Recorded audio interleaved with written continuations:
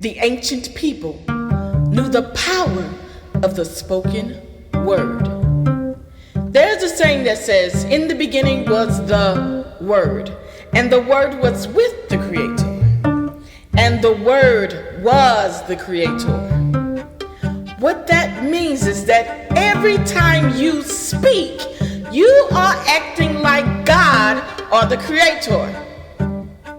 The word abracadabra means, as I speak, I create. When you speak, you are essentially casting a spell. That's why they call it spelling words. It turns out, the spoken word, which is sound, activates every new creation. The information I'm going to give you today can change your life. The information I'm going to give fell into the wrong hands thousands of years ago, and because of it, our world is now chaotic. You are influenced by a force every day, and you don't even know it. Ladies and gentlemen, the power